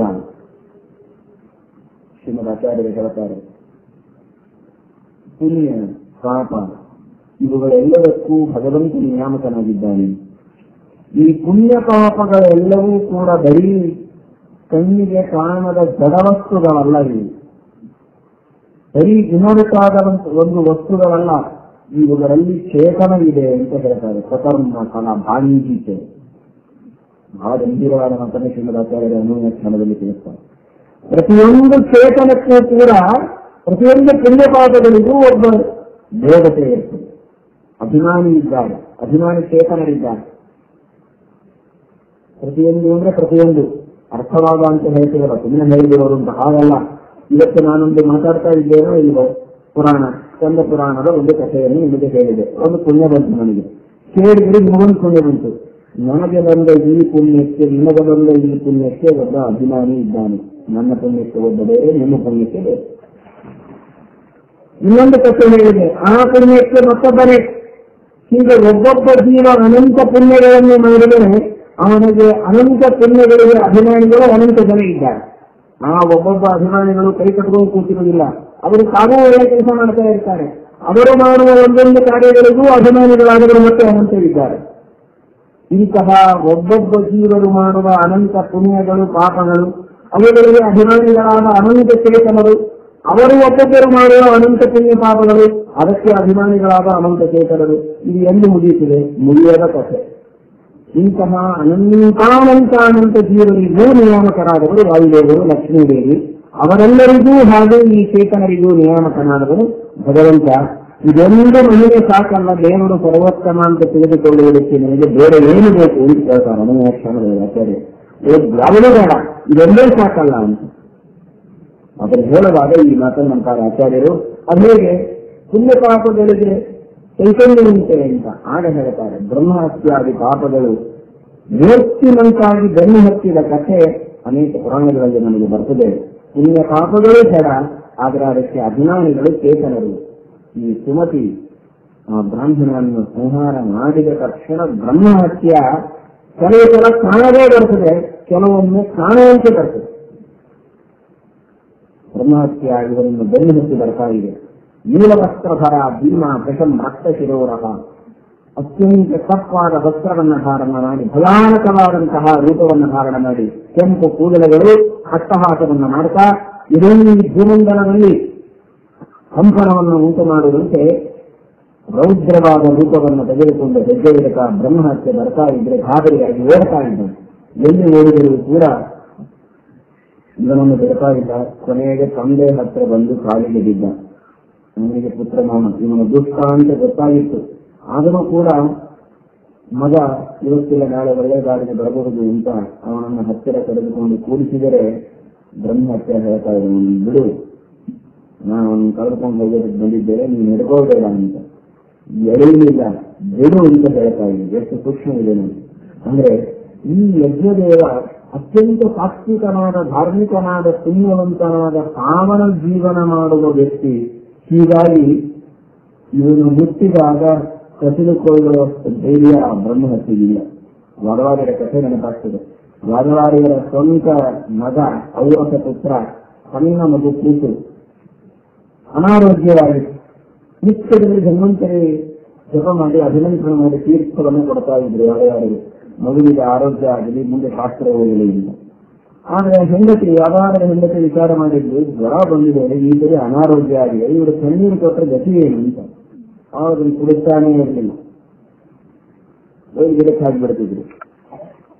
ಆಮೇಲೆ ಒಂದು ಸ್ವಲ್ಪ ದಿವಸ ಆದ್ಮೇಲೆ ಕೇಳಿದ್ರೆ ಅದಾದ್ರೆ ದಿನ ಕುಡಿಸ್ತಾ ಇದ್ದಾನೆ, ಚೆನ್ನಾಗಿ ಕುಡಿತಾನೋ ಅರ್ಧ ಕುಡಿತಾನೋ, ನಾನು ಕೊಟ್ಟೇ ಇಲ್ಲ ಅವನಿಗೆ, ಕೈ ಬಿಡ್ತಿದ್ದೆ ಅಂತ. ಅದು ಅರ್ಧ ಮನೆಗಟ್ಟಿ. ಆದ್ರೆ ಶಿಕ್ಷೆ ಮಾಡಲಿಲ್ಲ. ಅವರಂದ್ರು, ಭಗವಂತನ ಸಂಕಲ್ಪಕ್ಕೆ ವಿರುದ್ಧವಾಗಿ ನಾವು ಹೋರಾಡಿದ್ರೆ ಹೇಗೆ ಸಾಧ್ಯ? ಪ್ರವಾಹಕ್ಕೆ ವಿರುದ್ಧ ಇಳಿಸಿದ್ರೆ ಅದು ಮಾತಲ್ಲ. ದೇವರ ಸಂಕಲ್ಪ ಇಲ್ಲ, ಅವನ ಬದುಕೋ ಇಷ್ಟ ಇಲ್ಲ, ಬೇಡ. ಅದಕ್ಕಾಗೇ ದೇವರು ನನ್ನ ಹೆಂಡತಿ ಪ್ರೇರಣೆ ಮಾಡಿದ್ದಾನೆ ಅಂತ ಹೇಳಿ ಬಿಡ್ತಾರೆ. ಕೊನೆಗೆ ಒಂದು ದಿವಸ ಅವಸಾನ ಕಾಲ ಬರ್ತಿದೆ, ಕೂತು ಪ್ರಾಣವನ್ನು ಬಿಡೋ ಹೊತ್ತಿಗೆ ಸುಮ್ಮನೆ ತೊಡೆ ಮೇಲೆ ಹಾಕೊಂಡು ಕೂತಿರ್ತಾರೆ. ಯಮದೂತರು ಬಂದು ಹೇಳಿದ್ರಂತೆ, ದೇಶದ ಕೆಳಗೆ ಅವನನ್ನು ನಾವು ಕರ್ಕೊಂಡು ಹೋಗಿ, ಇವರು ತೊಡೆ ಮೇಲಿದ್ರೆ ಕರ್ಕೊಂಡು ಹೋಗೋ ಧೈರ್ಯ ಇಲ್ಲ ಅವರಿಗೆ, ಕೆಳಗೆ ಇಳಿಸಿದ ಅವನನ್ನು ನಾವು ಕರ್ಕೊಂಡು ಹೋಗಬೇಕಾಗಿದೆ ಅಂತ. ಆದರೆ ಯಾರಿದು ದೇವರ ಸಂಕಲ್ಪ ಅಂತೇಳಿ ಕೆಳಗೆ ಇಡ್ತಾರಂತೆ. ಇಷ್ಟ ಮೇಲೆ ಯಮದೂತರು ಪ್ರಾಣವನ್ನು ಹೀರಿಕೊಂಡು ಹೋಗಿರುವ ಕಥೆಯನ್ನು ನಾವು ಕೇಳುತ್ತೇವೆ. ಅದೇ ರೀತಿ ಯಜ್ಞದೇವರಿಗೆ ಕೇಳ್ತಾ ಇದ್ದಾರೆ, ಬ್ರಹ್ಮಹತ್ಯ ಕೇಳ್ತಾ ಇದೆ. ದೇವರು ನಾನು ಅವನನ್ನ ಬ್ರಹ್ಮಹತ್ಯೆಯಿಂದ ಶಕ್ತನನ್ನಾಗಿ, ದುಷ್ಟನನ್ನಾಗಿ, ಬಾಧಿತನನ್ನಾಗಿ ಮಾಡಿ ಒದ್ದಾಡುವಂತೆ ಮಾಡಬೇಕಾಗಿದೆ ಅಂತ. ಬಿದ್ದಿಲ್ಲ ಅಂದ್ರೆ ಮತ್ತೆ ನಿನ್ನನ್ನು ಸೇರಿ ಕೇಂದ್ರಾಯ ಪಕ್ಷಕಾಯ ಸ್ವಾಹ ಮಾಡಬೇಕಾಗ್ತದೆ. ನೀನು ಧಾರ್ಮಿಕ, ನಿನಗೆ ತೊಂದರೆ ಕೊಡಬಾರದು ಅಂತ ಮರ್ಯಾದೆ ಕೊಡ್ತಾ ಇದ್ದೇನೆ. ಇವನಿಂದ ಎಲ್ಲಾ ನಿಜ, ಆದರೆ ಪುತ್ರ ಮೋಹವನ್ನು ಹೇಗೆ ಬಿಡ್ಲಿಲ್ಲ ಅಂತ. ಕೊನೆಗೂ ಆ ಮಗನನ್ನ ಬಿಟ್ಟಾಗ ಬ್ರಹ್ಮಹತ್ಯೆ ಜೋರಾಗಿ ತನ್ನ ಕೈಯಿಂದ ಹೊಡೆದಿದೆ. ಆಗ ಇವನು ಒದ್ದಾಡ್ತಾ ಇದ್ದಾನೆ. ಶಾಪದಿಂದ ಗ್ರಸ್ತನಾಗಿ, ಪಾಪಿಷ್ಠನಾಗಿ, ದುಃಖದಿಂದ ಒದ್ದಾಡ್ತಾ ಇರುವಾಗ ಯಜ್ಞದೇವ ಆ ತುಚ್ಛನಾದ, ಶಾಪಗ್ರಸ್ತನಾದ ಮಗನನ್ನೇ ಕರೆದುಕೊಂಡು ದುರ್ವಾಸರ ಹತ್ತಿರ ಬಂದಿದ್ದಾನೆ. ದುರ್ವಾಸ ಋಷಿಗಳು, ರುದ್ರಾಂಶ ಸಂಭೂತರು, ಮನೋಭಿಮಾನಿಗಳು ಎಲ್ಲವನ್ನೂ ನೋಡಿದ್ದಾರೆ. ನೋಡಿ, ಹಿಂದಿನ ಕಥೆಯಲ್ಲಿ ಬಂದವರು ಸನತ್ಕುಮಾರರು, ಅವರು ಮನೋಭಿಮಾನಿಗಳೇ. ದುರ್ವಾಸರು, ಇವರು ಮನೋಭಿಮಾನಿಗಳೇ. ಯಾಕೆಂದ್ರೆ ಮನಸ್ಸಿನಲ್ಲಿ ಮಾಡಿದ ಪಾಪಕ್ಕೆ ಸರಿಯಾದ ಟ್ರೀಟ್ಮೆಂಟ್ ಕೊಡಬೇಕು ಅಂದ್ರೆ ಆ ಮನಸ್ಸಿನ ಸ್ಪೆಷಲಿಸ್ಟ್ ಬೇಕಲ್ಲ. ಎಲ್ಲಿ ರೋಗ ಅದರ ಸ್ಪೆಷಲಿಸ್ಟೇ ಅದನ್ನು ಮಾರಣೆ ಮಾಡಬಹುದು. ನೀವು ಪಾಪ ಪುಣ್ಯಗಳು ಮನಸ್ಸಿನಲ್ಲಿರುವ ರೋಗಗಳು, ಅರ್ಥಾತ್ ಪಾಪ ಇದು ಮನಸ್ಸಿನ ರೋಗ. ಹೀಗಾಗಿ ಮನೋಭಿಮಾನಿಗಳಾದರೂ ದುರ್ವಾಸರು ಬಂದು ಅದನ್ನ ಪರಿಹಾರ ಮಾಡುವುದಕ್ಕೋಸ್ಕರ ಉಪದೇಶ ಮಾಡ್ತಾ ಇದ್ದಾರೆ. ಸಾಕಷ್ಟು ಧ್ಯಾನವನ್ನು ಮಾಡಿ ದುರ್ವಾಸರು ಕೊನೆಗೆ ಅನುಗ್ರಹ ಮಾಡಿ ಬೆಳೆತಾರೆ. ಪುನಃ ಪ್ರಾಯಶ್ಚಿತ್ತವನ್ನು ಮಾಡುವುದಕ್ಕೆ ಭಗವಂತನಲ್ಲಿ ಪೂರ್ಣವಾದ ಭಕ್ತಿಯನ್ನು ಮಾಡಿ ವೆಂಕಟೇಶ ದೇವರ ಸನ್ನಿಧಾನಕ್ಕೆ ಹೋಗಿ ಸ್ವಾಮಿಪುಷ್ಕರಣೆಯಲ್ಲಿ ಸ್ನಾನ ಮಾಡಿ, ಸ್ವಾಮಿಪುಷ್ಕರಣೆಯಲ್ಲಿ ಸನ್ನಿಹಿತನಾದಂತಹ ಭಗವಂತನನ್ನು ಸ್ತೋತ್ರ ಮಾಡಿ ಅವನನ್ನು ಭಜಿಸಿ, ಆಗ ನಿನ್ನ ಈ ಎಲ್ಲ ಬ್ರಹ್ಮಹತ್ಯ ಪಾಪದಿಂದ ಮೋಕ್ಷವಾಗುತ್ತೆ ಅಂತ ಉಪದೇಶ ಮಾಡಿದ್ದಾರೆ. ಯಜ್ಞದೇವ ಅವನನ್ನು ಕರೆದುಕೊಂಡು ಬಂದು ಸ್ವಾಮಿಪುಷ್ಕರಣೆಯಲ್ಲಿ ಬೆಳಗಿಸಿ ಶ್ರೀನಿವಾಸನ ವರಾಹದೇವರ ದರ್ಶನವನ್ನು ಮಾಡಿಸಿದ್ದಾನೆ. ಆ ಭಗವಂತನ ದರ್ಶನದಿಂದ ಸಕಲ ಪಾಪಗಳಿಂದ ಮೋಕ್ಷವಾಗಿದೆ ಎಂಬ ಮಾತನ್ನು ತಿಳಿಸ್ತಾನೆ. ಭಗವಂತನ ದರ್ಶನವನ್ನು ಭಕ್ತಿಯಿಂದ ಮಾಡಿದರೆ, ಗುಣಗಳ ಅನುಸಂಧಾನವನ್ನ ಮನಸ್ಸಿನಲ್ಲಿ ಮಾಡ್ತಾ ದರ್ಶನ ಮಾಡಿದರೆ ಎಂತೆಂತಹ ಬ್ರಹ್ಮಹತ್ಯಾದಿ ಪಾಪಗಳು ಹೋಗುತ್ತೆ. ನಾವೇನು ಸುಮತಿಯಂತೆ ದುಷ್ಟ ಸ್ತ್ರೀ ಸಂಘವನ್ನೂ ಮಾಡಿಲ್ಲ, ಬ್ರಹ್ಮ ಹತ್ಯಾನೂ ಮಾಡಿಲ್ಲ, ನಾವೇನು ಭಾಳ ಪಾಪ ಮಾಡಿದಷ್ಟು ಅನುಕೂಲಿಲ್ಲ, ನಾವ್ಯಾಕೆ ಹೋಗಿ ದರ್ಶನ ಮಾಡಬೇಕು ಅಂತ ಅನ್ಬೇಡಿ. ಯಾವ್ಯಾವ ಜನ್ಮಗಳು ಏನೇನು ಮಾಡಿದ್ದೇವೋ ಯಾರಿಗೂ ಗೊತ್ತಿಲ್ಲ. ಹೇಗೆ ಒಳಗೆ ರಕ್ತ, ಮಾಂಸ, ಮೆಲುಗು, ಹೊಲಸು, ಕಿರುವು ಏನೇನೋ ಇದೆ, ಮೇಲೆ ಮಾತ್ರ ಸ್ವಚ್ಛವಾದ ಚರ್ಮದ ಹೊದಿಕೆ, ಒಳಗೆ ಏನಿದೆ ಅಂತ ಗೊತ್ತಾಗುವುದಿಲ್ಲ. ಹಾಗೆ ಪರಮಾತ್ಮ ನಾವು ಜನ್ಮಾಂತರೊಳಗೆ ಮಾಡಿದ ಕೋಟಿ ಕೋಟಿ ಕೋಟಿ ಕೋಟಿ ಪಾಪಗಳ ಹೊಲಸಿಗೆ ಮರವು ಅನ್ನುವ ಒಂದೇ ಒಂದು ಹೊದಿಕೆಯನ್ನು ಹಚ್ಚಿದ್ದಾನೆ. ಹೀಗಾಗಿ ಆನಂದವಾಗಿದ್ದೇವೆ, ನಾವೇನು ಮರೆಯಿಲ್ಲ ಅನ್ನೋರಾಗಿದ್ದೇವೆ. ಆದರೆ ಒಂದೇ ಒಂದು ಆ ಮರವನ್ನು ತೆಗೆದು ಪರಮಾತ್ಮ ನಮಗೇನಾದರೂ ತಿಳಿದು ಕೊಟ್ಟ, ಆ ತಿಳಿವಿನ ಸುಳಿವು ಸಿಕ್ಕಿದೆ ಅಂದ್ರೆ ಮುಗಿದೋಯ್ತು. ಆವಾಗ ಶಂಖವಾದ್ಯ ಮಾಡಬೇಕು. ನಾವು ನೋಡಿದ ಪಾಪವನ್ನು ನೋಡಿದ್ರೇನೆ ಗಾಬರಿ ಆಗ್ತಿದೆ. ದುಃಖ ಅನುಭವಿಸೋರು ಮುಂದಿರಲಿ, ಪಾಪಗಳನ್ನು ನೋಡಿದ್ರೇನೆ ತಲೆ ಸುತ್ತು ಬರ್ತದೆ. ಅಷ್ಟು ಪಾಪಗಳನ್ನು ಒಬ್ಬೊಬ್ಬರು ಮಾಡಿರ್ತೇವೆ. ಹೋಗಲಿ, ಬ್ರಹ್ಮಹತ್ಯೆಯನ್ನು ನೇರವಾಗಿ ಬ್ರಾಹ್ಮಣರನ್ನು ಕೊಂದರೆ ಬ್ರಹ್ಮಹತ್ಯೆ ಅಲ್ಲ, ಬ್ರಾಹ್ಮಣರ ಸ್ವತ್ತನ್ನು ಅಪಹಾರ ಮಾಡಿದರೂ ಬ್ರಹ್ಮಹತ್ಯೆ, ಅವರಿಗೆ ತಿರಸ್ಕಾರವಾಗುವಂತೆ ಮಾತನಾಡಿದರೂ ಅದು ಬ್ರಹ್ಮಹತ್ಯೆ. ಯಾವುದೇ ತರಹದ ಗುರು ಹಿರಿಯರಿಗೆ ನಿಂದೆ ಮಾಡಿದರೂ ಅದು ಹತ್ಯೆ ಮಾಡಿದ್ದಷ್ಟು ಸಮಾನ. ಕಥೆ ಕೇಳಿದರೆ ನೀವು ಯುಧಿಷ್ಠಿರನಿಗೆ ಬೈತಾನೆ ಅರ್ಜುನ, ಯುಧಿಷ್ಠಿರನನ್ನು ಕೊಲ್ಲುವುದಕ್ಕೆ ಹೊರಟ್ರೆ ನೀನು ಕೊಲ್ಲೋದು ಬೇಕಾಗಿಲ್ಲ, ಗಾಂಧೀವ ಹೊರಸ್ತನ್ನ ಕೆಳಗಿಡು ಅಂತ ಹೇಳಿದವರನ್ನ ಕೊಲ್ತೇನೆ ಅಂತ ಪ್ರತಿಜ್ಞೆ ಮಾಡಿದ್ದೀಯಲ್ಲ, ಬೈದು ಬಿಡು ಸಾಕು, ಕೊಂದಂತೇನೆ ಆಗ್ತದೆ ಅಂತ ದೇವರು. ಅಂದ್ರೆ ದೊಡ್ಡವರನ್ನು ಬೈಯೋದು ಒಂದೇ, ಕೊಲ್ಲೋದು ಒಂದೇ, ಎರಡೂ ಒಂದೇ ಅಂತ ಹೇಳ್ತಾರೆ. ಆದ್ದರಿಂದ ಅಂತಹ ಬ್ರಹ್ಮಹತ್ಯೆಗಳನ್ನು ಪದೇ ಪದೇ ನಾವು ಮಾಡಿರ್ತೇವೆ. ಆ ಎಲ್ಲ ಪಾಪಗಳಿಗಾಗಿ ಸ್ನಾನ ಮಾಡಬೇಕು. ಸ್ವಾಮಿಪುಷ್ಕರಣೆ ತೀರ್ಥಕ್ಕೆ, ಆಪವಿನಾಶನ, ಆಕಾಶಗಂಗಾ, ನಾನಾ ತರಹದ ತೀರ್ಥಗಳ ಸ್ನಾನ ಮಾಡಬೇಕು ಅಂತ ಹೇಳ್ತಿದೆ. ಈ ಎಲ್ಲ ತೀರ್ಥಗಳ ಸ್ನಾನ ಮಾಡುವುದಕ್ಕಿಂತಲೂ ಒಂದು ಮಾತನ್ನು ಮಧ್ಯೆ ಮಧ್ಯೆ ನೆನಪಿಸಿಕೊಳ್ಳಿ. ಒಂದಲ್ಲ ಎರಡಲ್ಲ, ಕೋಟಿ ಕೋಟಿ ಕೋಟಿ ಪಟ್ಟು ಹೆಚ್ಚಿನ ಪುಣ್ಯ ಅದು ಶ್ರೀಮದಾನಂದ ತೀರ್ಥದಲ್ಲಿ ಸ್ನಾನ ಮಾಡುವುದರಿಂದ ಪುಣ್ಯ ಇದೆ. ಆ ತೀರ್ಥ ದೊಡ್ಡ ತೀರ್ಥ. ಶ್ರೀಮದಾನಂದ ತೀರ್ಥರ ರಚನೆ ಮಾಡಿದ ತೀರ್ಥಗಳೇನಿವೆ, ಸರ್ವಮೂಲಾದ ಗ್ರಂಥಗಳು, ಟೀಕಾಕೃಷ್ಣಾದರ ಗ್ರಂಥಗಳು, ಆ ಶಾಸ್ತ್ರಗಳೆಂಬ ತೀರ್ಥದಲ್ಲಿ ಸ್ನಾನ ಮಾಡುವುದು ಸರ್ವೋತ್ತಮ ಸರ್ವೋತ್ತಮ ಸರ್ವೋತ್ತಮ. ಇದರಲ್ಲಿ ಏನು ಸಂದೇಹ ಇದೆ. ಆದರೆ ಆ ತೀರ್ಥ ಸ್ನಾನ ಮಾಡುವುದಕ್ಕೆ ನಮ್ಮ ಮನಸ್ಸು ಶುದ್ಧವಾಗಬೇಕು, ಆ ಪುಣ್ಯ ಲಭಿಸಬೇಕು ಅನ್ನೋದಕ್ಕೆ ಈ ಎಲ್ಲಾ ತೀರ್ಥ ಸ್ನಾನಗಳು ಸಾಧನವೇ ಹೊತ್ತು ಇದೇ ಗುರಿ ಅಲ್ಲ. ಗುರಿ ಅದು ಶಾಸ್ತ್ರಗಳ ಸ್ನಾನ, ಶಾಸ್ತ್ರಗಳ ಶ್ರವಣ. ಇದನ್ನು ಮಾತ್ರ ಮರೆಯಬೇಡ. ಈ 9 ದಿನಗಳ ತೀರ್ಥ ಮಹಿಮೆಯನ್ನು ಕೇಳಿ ಎಲ್ಲರೂ ಹೋಗಿ ಅಲ್ಲಿ ಒಂದೊಂದು ಲಾಂಚ್ ಗುರುತು ಮಾಡಿಕೊಂಡು ತಿರುಪತಿ ಒಳಗೆ ನಾವು ಇದ್ದು ಎಲ್ಲಾ ತೀರ್ಥ ಸ್ನಾನ ಮಾಡಿ ಮೋಕ್ಷಕ್ಕೆ ಹೋಗಿಬಿಡ್ತೇವೆ ಅಂತ ತಿಳ್ಕೋಬೇಡಿ. ಅವಶ್ಯ ಮಾಡಿ. ಆದ್ರೆ ಆ ತೀರ್ಥ ಸ್ನಾನದಿಂದ ಬಂದ ಪುಣ್ಯವನ್ನ ಅಹಂಕಾರದ ತೂಕನ್ನ ಹಾಕದೆ, ಶೀಲವನ್ನ ಭದ್ರವಾದ ವಿನಯದ ಹಲಿಗೆಯಿಂದ ಪುಣ್ಯದ ಶೀಲವನ್ನು ಹೊಲದು ಅಲ್ಲಿ ಇಲ್ಲಿ ಯಾವ ತೂಕಗಳು ಇಲ್ಲದೇ ಇದ್ದಂತೆ ಆ ಪುಣ್ಯವನ್ನ ಪೂರ್ಣವಾಗಿ ತೆಗೆದುಕೊಂಡು ಬಂದು ಅದರ ಉಪಯೋಗ ಒಂದೇ ಒಂದಕ್ಕೆ ಮಾಡಿ, ಅದು ಶ್ರೀಮದಾಚಾರ್ಯರ ಶಾಸ್ತ್ರಗಳ ಶ್ರವಣಕ್ಕೆ ಆ ಎಲ್ಲ ಪುಣ್ಯವನ್ನು ಖರ್ಚು ಮಾಡಿ ಅಂದಾಗ ಇದು ಸಾರ್ಥಕ. ಇಲ್ಲದೆ ಇದ್ರೆ ಇದು ತಿಳಿದಿರೋ ಅರ್ಥ ಹೇಳಿದ್ದಿದೆ.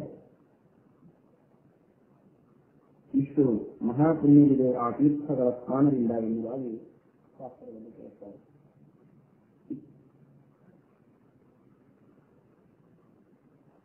ರಾಮಕೃಷ್ಣ ತೀರ್ಥ ಅಂತ, ರಾಮಕೃಷ್ಣ ಎಂಬ ಒಬ್ಬ ಮುನಿ ತಪಸ್ಸು ಮಾಡ್ತಾನೆ. ಅವನು ತಪಸ್ಸು ಮಾಡುವಾಗ ಎಷ್ಟರ ಮಟ್ಟಿಗೆ ಶ್ರದ್ಧೆಯಿಂದ ತಪಸ್ಸು ಮಾಡಿದ. ಒಂದು ತಾಸು ಉಪನ್ಯಾಸ ಕೂರೋದ್ರೊಳಗೆ 10 ಸಲ ಆ ಕಡೆ ಈ ಕಡೆ ತಲೆ ಆಡಿಸಿ, ಕೈ ಆಡಿಸಿ, ಕಾಲ ಆಡಿಸಿ ಎಲ್ಲಾ ಆಸನಗಳು ಮುಗಿದೋಗಿದೆ. ಯೋಗಾಸನ ಮಾಡಲಿಕ್ಕೆ ಕಲಿಸುವವರಿಗೂ ಅಷ್ಟು ಆಸನ ಬರಲಿಕ್ಕಿಲ್ಲ. ಆದ್ರೆ ಉಪನ್ಯಾಸ ಕೂತಾಗಿ ಮಾಡೋರ ಆಸನ ನೋಡಿದರೆ ಅತ್ಯದ್ಭುತವಾಗಿರ್ತದೆ. ಇಷ್ಟು ನಮಗಿದೆ. ಆದರೆ ಅವನ ಬಗ್ಗೆ ಹೇಳುತ್ತಾರೆ, ಆ ಮಹಾತ್ಮರ ಬಗ್ಗೆ, ಪರಮಾನ್ವಂತರಂ ವಾಪಿ ನಕಾಲತಃ. ನಾನು ನಿಂತ ಸ್ಥಳದಿಂದ ಒಂದು ಪರಮಾಣು ಆಸೆ ಈಚೆಗೆ ತೆರೆಯಲಿಲ್ಲವನು. ಎಷ್ಟೋ ಸಾವಿರ ವರ್ಷಗಳವರೆಗೆ ಅದೇ ತಪಸ್ಸು ಮಾಡಿದ್ದಾನೆ, ಅನೇಕ ಶತವತ್ಸರಾನು.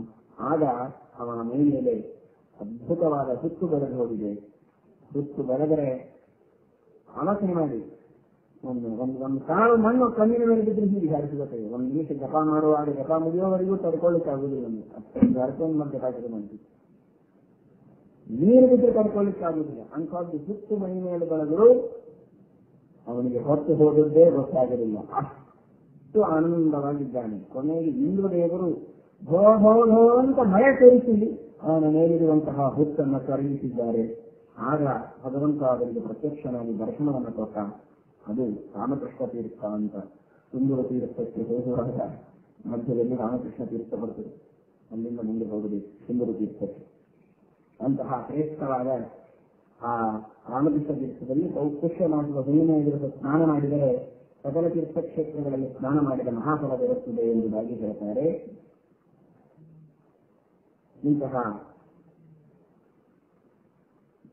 ಒಂದು ಮಹಾಮಹಿಮೆಯನ್ನ ತಿಳಿಸ್ತಾ ಇದ್ದಾರೆ. ಮುಂದೆ ಮತ್ತೊಬ್ಬ ಭಗವದ್ ಭಕ್ತ, ಆದರೆ ಮೊದಲಿಗೆ ಬಹಳ ದುರಾಗ್ರಹಿ. ಅವನ ಹೆಸರು ದೃಢಮತಿ ಅಂತ. ದೃಢಮತಿ ಅಂತ ಒಬ್ಬ ಭಕ್ತ. ಅವನು ಸ್ವಲ್ಪ ದುರಾಚಾರಿಯಾದವನು. ವೇದ ಶಾಸ್ತ್ರಗಳನ್ನು ಓದುವ ಅಧಿಕಾರವನ್ನು ಪಡೆಯದೇ ಇರುವಂತಹ ಸತಿತನಾದ ವ್ಯಕ್ತಿ. ಹೀಗಾಗಿ ದೊಡ್ಡದಾದ ಋಷಿಗಳ ಒಂದು ವಿದ್ಯಾಪೀಠ, ಕುಲಪತಿಗಳಿದ್ದಾರೆ. ಮುನೀನಾಂ ದಶಸಾಹಸ್ರಂ ಯೋರ್ನದಾನಾದಿ ಪೋಷಣಾದ ಅಧ್ಯಾಪಯತಿ ವಿಪ್ರರ್ಷಿ ಸದೈ ಕುಲಪತಿ ಸ್ಮೃತಃ. 10,000 ಜನರಿಗೆ ಕನಿಷ್ಠ ಪಕ್ಷ ಅನ್ನ ದಾನ ವಸ್ತ್ರಾದಿಗಳನ್ನ, ಅನ್ನದಾನ ವಸ್ತ್ರದಾನ ಎಲ್ಲವನ್ನೂ ಮಾಡಿ ಯಾರು ಪೋಷಣೆ ಮಾಡ್ತಾನೋ ಅವರಿಗೆ ಕುಲಪತಿ ಅಂತ ಕರೆಯುವುದು.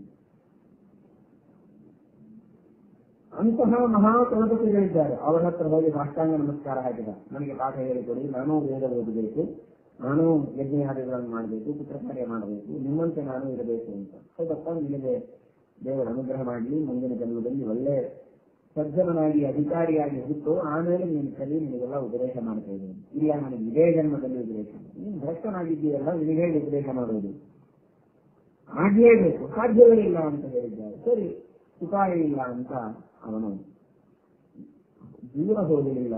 ಇವರ ಕ್ಯಾಂಪಸ್ಸಿನೊಳಗೇನೆ, ಯೂನಿವರ್ಸಿಟಿ ಕ್ಯಾಂಪಸ್ಸಿನೊಳಗೇನೆ, ಇವರ ವಿಶ್ವವಿದ್ಯಾನಿಲಯದೊಳಗೆ ದೂರದೊಳಗೆ ಒಂದು ಸಣ್ಣ ಗುಡಿಸಲು ಹಾಕಿಕೊಂಡು ಅಲ್ಲಿದ್ದ. ಹೇಗಾದ್ರೂ ಮಾಡಿ ಇವರಿಂದ ವಿದ್ಯೆ ಕೊಡದೆ ಹೋಗಬೇಕು ಅಂದ್ಕೊಂಡಿಲ್ಲ. ಇವ್ರು ಕೊಡೋಕೆ ಸಾಧ್ಯ ಇಲ್ಲ. ಅವಾಗ ವಿಶ್ವವಾದ ಜನರು ಶಾಸ್ತ್ರೋಕ್ತವಾದ ರೀತಿಯಲ್ಲಿ ನೀನಿದ್ರೆ ಮಾತ್ರ ನಿಮಗೆ ವಿದ್ಯೆಯನ್ನು ಕೊಡುವವರೇ ಹೊರತು ಇಲ್ಲೇ ಕೊಡೋದಿಲ್ಲ ಅಂತ. ಸರಿ, ಅವನಲ್ಲಿ ಒಂದು ಗುಡಿಸಲ ಹಾಕೊಂಡಿದ್ದ. ಗೃಹಮತಿ, ಹೆಸರೇ ಗೃಹಮತಿ, ದುರಾಗ್ರಹ ಅವನಿಗೆ ಬಹಳ. ಆಗ ಅಲ್ಲಿ ಸುಮತಿ ಅಂತ ಮತ್ತೊಬ್ಬ, ಈಗೊಬ್ಬ ಸುಮತಿ ಕಥೆ ಕೇಳಿದ್ರು. ಇವನು ಇನ್ನೊಬ್ಬ ಸುಮತಿ, ಗರ್ಗ ವಂಶದಲ್ಲಿ ಹುಟ್ಟಿದಂತಹ, ಗರ್ಗ ಗೋತ್ರದಲ್ಲಿ ಹುಟ್ಟಿದ ಸುಮತಿ ಬರ್ತಾನೆ. ಬಂದಾಕ್ಷಣಕ್ಕೆ ಇವನು ಮೊಟ್ಟ ಮೊದಲಿಗೆ ಬಾಗಿಲ ಹತ್ರವೇ ಗುಡಿಸಲು ಹಾಕೊಂಡಿದ್ದ. ಇವನು ಬೇಕಾಗಿ ಒಳಗೆ ಬರ್ಬೇಕು. ಅಲ್ಲೇ ಆಗರ, ಆತಿಥ್ಯ, ಉಪಚಾರ, ಬೇಕಾದಂತ ಹಣ್ಣು ಹಂಪಲು ಕಾಣಿಕೆ ಎಲ್ಲ ಕೊಟ್ಟ. ದಾಕ್ಷಿಣ್ಯ ಆಯ್ತು ನೋಡೋಣ. ಹೋಗ್ತಾ ಬರ್ತಾ ಇವನು ಭೇಟಿಯಾಗಿ ಶುರು ಮಾಡಿದ. ಅಲ್ಲೇ ಇರಲಿಕ್ಕೆ ಶುರು ಮಾಡಿದ ವಾಸ. ಸ್ವಲ್ಪ ದಿವಸ ಆದ್ಮೇಲೆ ನನಗೂ ಒಂದು ಸ್ವಲ್ಪ ಪಾಠ ಹೇಳಿಕೊಡ್ತೀರಾ ಅಂದ ಅವನು. ಇಲ್ಲ ಅಲ್ಲಿ ಬಾಯಿನೇ ಬರಲಿಲ್ಲ, ಯಾಕಂದ್ರೆ ದಕ್ಷಿಣ ತಗೊಂಡಿದ್ದ. ಅವನು ಕೊಟ್ಟ ಹಣ್ಣು ಹಾಲು ಎಲ್ಲ ತಗೊಂಡಿದ್ದ. ದುರ್ಜನರ ಸಹವಾಸ ಎಷ್ಟು ಕಷ್ಟ ನೋಡಿ. ಹಣ ತೆಗೆದುಕೊಳ್ಳುವಾಗ ಕೊಡ್ತಾರೆ ಕೊಡ್ಲಿ ಅಂತ ಕೊಡುವಾಗ ಅವನೇನು ಹೇಳಿದ್ದಿಲ್ಲ.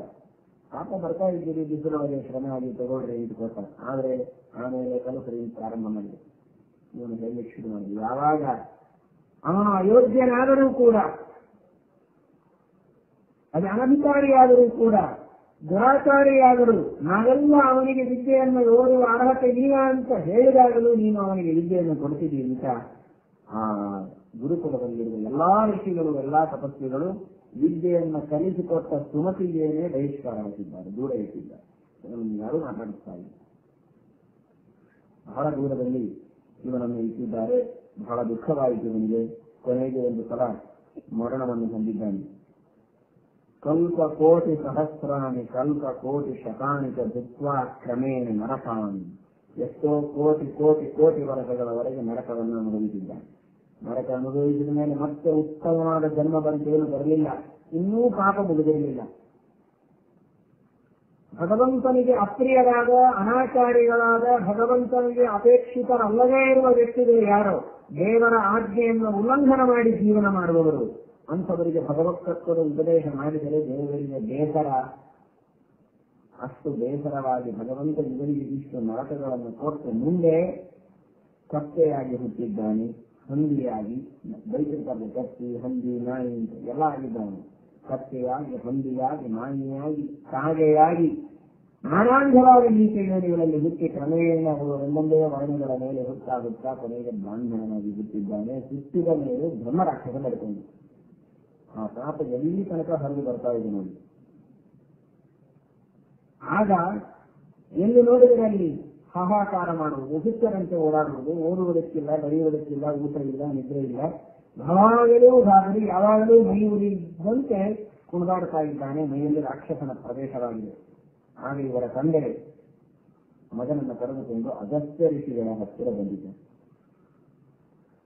ಇವರು ಮನೋಭಿಮಾನಿಗಳಲ್ಲ, ಆದ್ರೆ ಮನೋಭಿಮಾನಿ ದೇವತೆಗಳು ರುದ್ರದೇವರು. ರುದ್ರದೇವರ ಪರಮ ಭಕ್ತರು ಅಗಸ್ತ್ಯರು. ನೀವು ಕೇಳಿದ್ದೀರಿ ಅಗಸ್ತ್ಯರ ಕಥೆ ಕೇಳುವಾಗ ಮಹಾಭಾರತದ ಪ್ರವಚನದಲ್ಲಿ. ಅದಕ್ಕೋಸ್ಕರನೇ ಅಗಸ್ತ್ಯೇಶ್ವರ ಅಂತ ಪ್ರಸಿದ್ಧ. ಅಲ್ಲಲ್ಲಿ ಅಗಸ್ತ್ಯರು ಪ್ರತಿಷ್ಠೆ ಮಾಡಿದ ರುದ್ರದೇವರು ಬಹಳ ಕೆಳಗಿದೆ.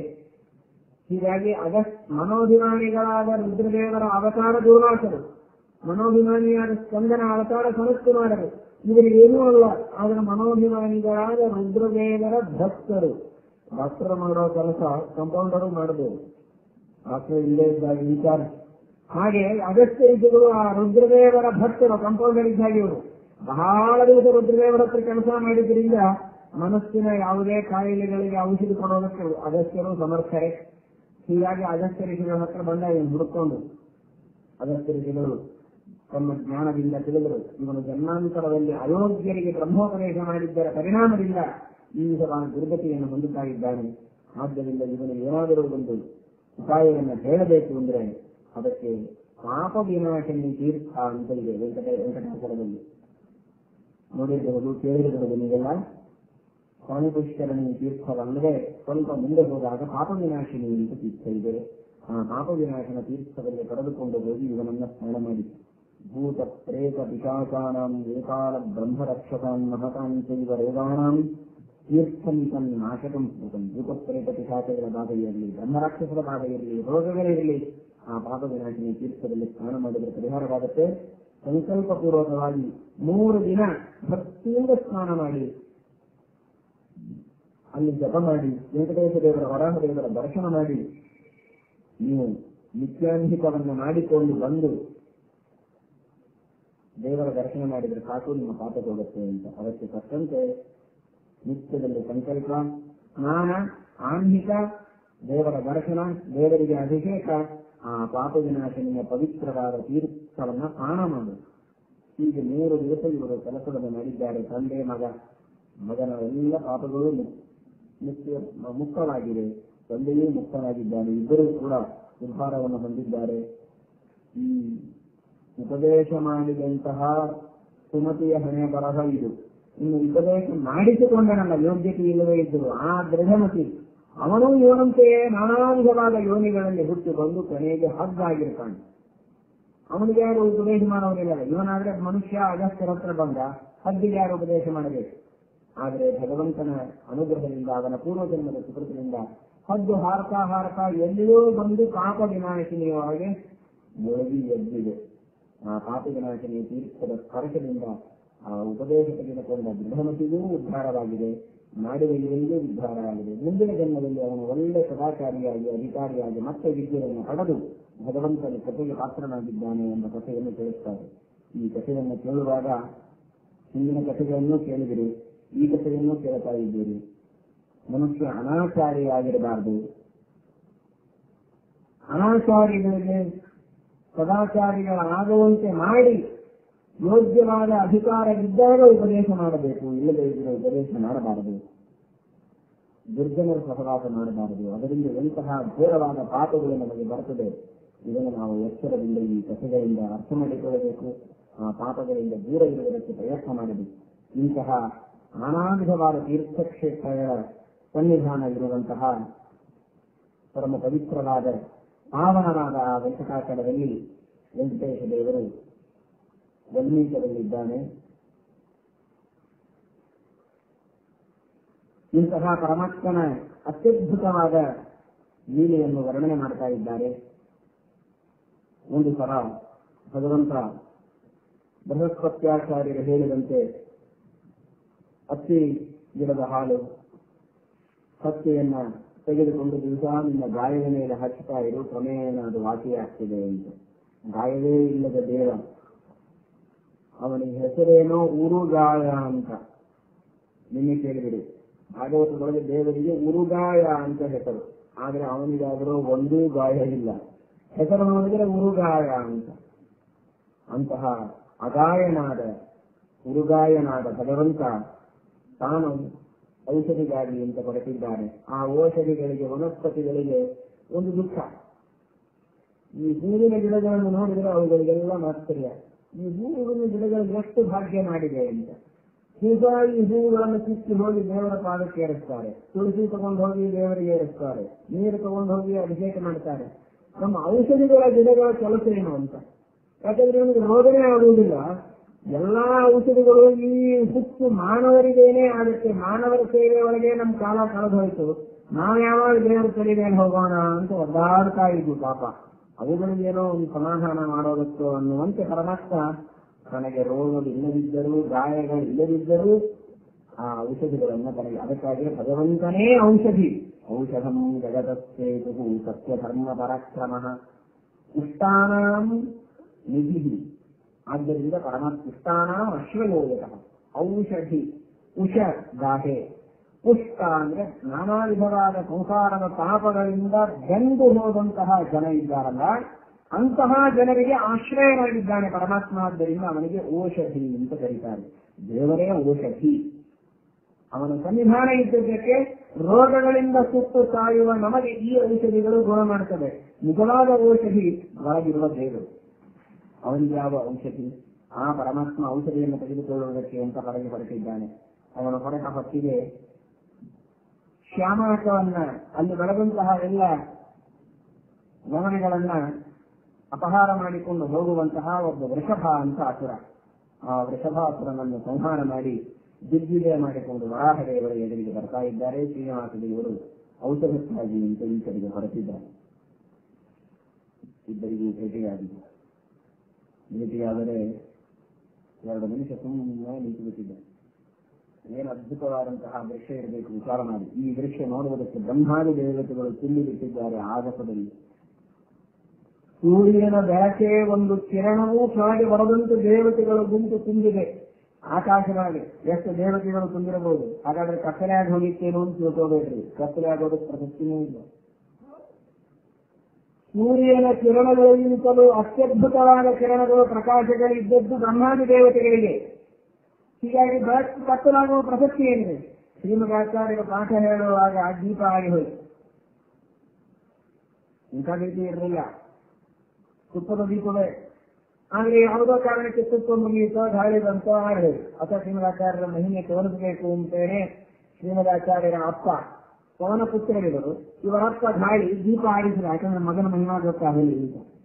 ಶ್ರೀಮದಾಚಾರ್ಯರು ಅಂಗುಸ್ಥ ನಖರ ಅಂತ ರೋಚಿಸಿರುವ ತಮ್ಮ ಹೆಬ್ಬೆರಳಿನ ಉಗುರಿನ ಬೆಳಕಿನಲ್ಲಿ ಪಾಠ ಹೇಳ್ತಾರೆ. ಹೀಗೆ ಕಾಲ ಮೇಲೆ ಕಾಲು ಹಾಕಿ ಕುಳಿತರೆ ಆ ಉಗುರಿನ ಬೆಳಕು ಕಾರ್ತು ಬಿಟ್ಟಂತೆ ಎಲ್ಲರ ಪುಸ್ತಕದ ಮೇಲೆ ಬಿದ್ದಿದೆ.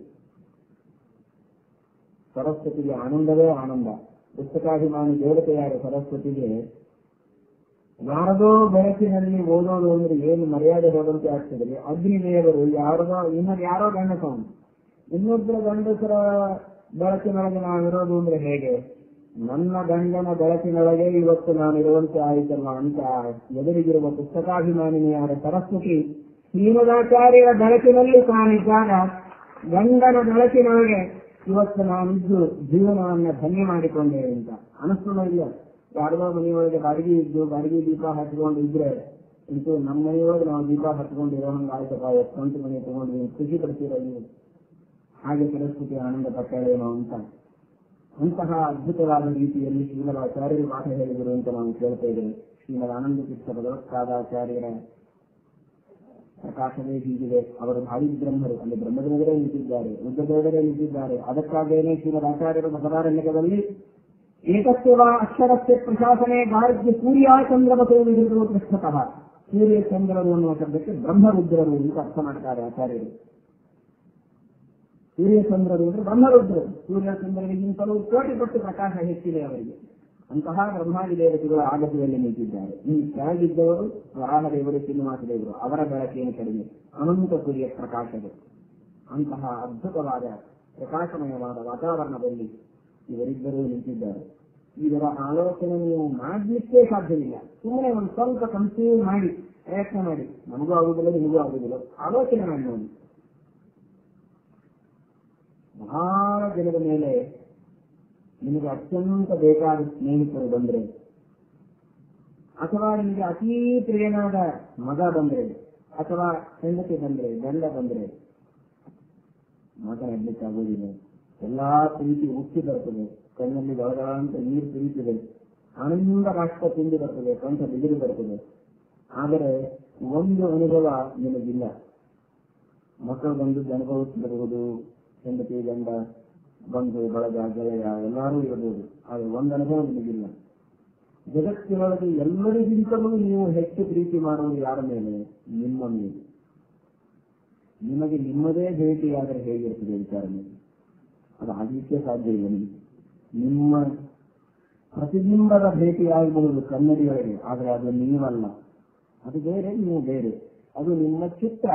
ಆದರೆ ನಿಮ್ಮ ಭೇಟಿಯೇ ನಿಮಗಾದರೆ ಸುಮ್ಮನೆ ಇದೊಂದು ಕ್ವಶನ್ ಮಾರ್ಕ್ ಹಾಕಿ, ಅದಾಗೋದು ಸಾಧ್ಯ ಇಲ್ಲ. ಆದರೆ ಹೇಗಿರುತ್ತೆ? ನಿಮಗೆ ಅತ್ಯಂತ ಬೇಕಾದ ಹೆಂಡತಿ ಮಕ್ಕಳು ನಿಮಗೆ ಬಂದ್ರೇನೆ ಇಷ್ಟು ಆನಂದ ಬಾಷ್ಪ ಇದ್ರೆ, ನಿಮ್ಮ ಭೇಟಿ ನಿಮಗಾಗಬಹುದು ಅಂತ ಆಗಿದ್ದರೆ, ಅದು ಒಂದು ಜಗತ್ತಿನೊಳಗೆ ಸತ್ಯ ಆಗುವುದಾದರೆ ಅದು ಹೇಗಿರಬಹುದು?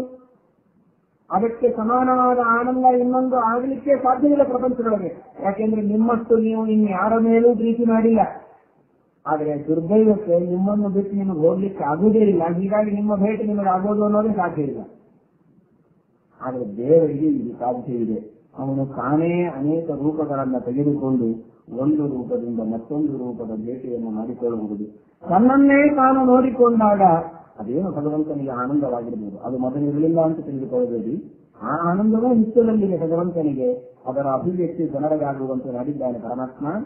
ತಥೋ ಅನ್ಯೋನ್ಯ ವಿಲೋಕೋತ್ಸ ಬಾಷ್ಪ ಸಂದಿಗ್ಧ ಲೋಕನ.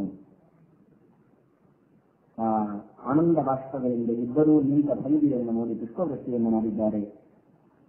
ಆ ದೇಶಕ್ಕೆ ಕಾಲಕ್ಕೆ ತಕ್ಕಂತೆ ಪರಮಾತ್ಮ ಮಾಡ್ತಾನೆ ಅಂತ ಪರಮಾತ್ಮ ತನ್ನ ಎಲ್ಲ ಕಥೆ ಹೇಳಿದ. ಯಾಕೆ ಇಲ್ಲಿ ಬಂದು ಯಾರು ನೀನು ಅಂತ ಕೇಳ್ತಾರೆ ವರಾಹದೇವರು, ಗೊತ್ತಿಲ್ಲದೆ ಇದ್ದವರಂತೆ. ಪರಮಾತ್ಮ ಹೇಳಿದ, ರಮಾದೇವಿ ನನ್ನ ಜೊತೆಗೆ ಕಲಹ ಮಾಡಿ ಕೊಲ್ಹಾಪುರಕ್ಕೆ ಹೋದ್ಲು. ಹೆಂಡತಿ ಇಲ್ಲದ ಮನೆ ಏನ್ ಪ್ರಯೋಜನ, ನೀರಿಲ್ಲದೆ ಇದ್ದ ಬಾವಿ ಇದ್ದಾಗೆ, ಅಂತಹ ಮನೆಯೊಳಗಿದ್ದ ನಾನೇನು ಮಾಡಲಿ ಅಂತ ನಾನು ಬಂದೆ. ಬಂದು ಸುಮ್ಮನೆ ಇಲ್ಲಿ ಸುಖವಾಗಿ ವಾಲ್ಮೀಕರೊಳಗೆ ವೃತ್ತಿಯೊಳಗೆ ಹೊತ್ತು ಕಳೆಯೋಣ ಅಂದ್ರೆ ಇಲ್ಲಿಯೂ ಸುಖವಾಗಿ ಇರೋದಕ್ಕೆ ಬಿಡದೆ ಆ ಸೋಮರಾಜನ ಗೋಪಾಲಕರನ ತಲೆಯ ಮೇಲೆ ಹೊಡೆದ ಔಷಧಕ್ಕಾಗಿ ಅಂತ ಕರೆಸಿದ್ದೇನೆ. ನಿಮ್ಮಂತಹ ಮಹಾನುಭಾವರು ಭೇಟಿಯಾಯಿತು. ಇಷ್ಟೆಲ್ಲ ಕಥೆ ಹೇಳಿ ಮತ್ತೆ ಕೇಳ್ತಾನೆ, ಅಂದ ಹಾಗೆ ಎಂದ. ಏನ್ ಅಂದ ಹಾಗೆ? ಅಂದ ಹಾಗೆ ಅಂತ ಅನ್ನುವ ಶಬ್ದಕ್ಕೆ ಅರ್ಥ ಏನು ಅಂದ? ಅದೇ ನಾನು ಇಲ್ಲಿ ಸ್ವಲ್ಪ ದಿವಸ ಇರಬೇಕು ಅಂತ ಮಾಡಿದ್ದೆ. ಎಷ್ಟೋ 1000 ವರ್ಷ ಆಗಿ ಹೋಗಿದೆ, ಇಲ್ಲಿ ಬಂದಿಲ್ಲ.